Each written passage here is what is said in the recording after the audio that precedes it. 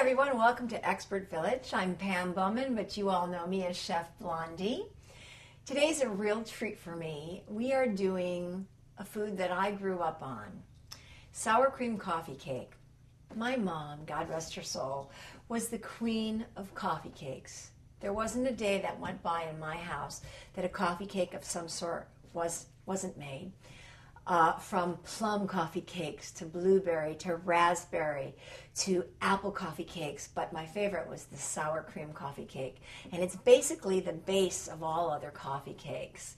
So we're going to learn how to make May's sour cream coffee cake. It's going to be a lot of fun. It's an easy thing to do, and once you do it, you're going to love it. It's a great way to start the morning, a little piece of coffee cake with a great cup of coffee. It's a nice way to end the day. So come along with me and have some of my mom's sour cream coffee cake. You'll love it.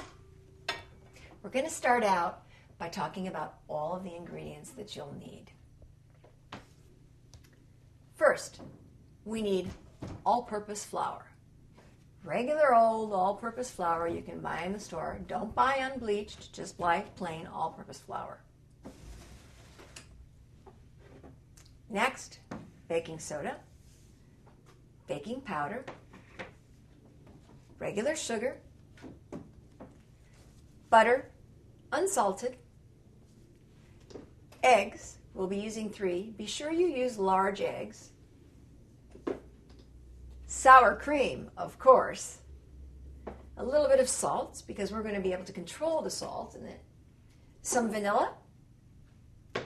Cinnamon. Brown sugar. Walnuts. This is for our streusel. And then a little bit of powdered sugar that we're going to mix with water to be our glaze.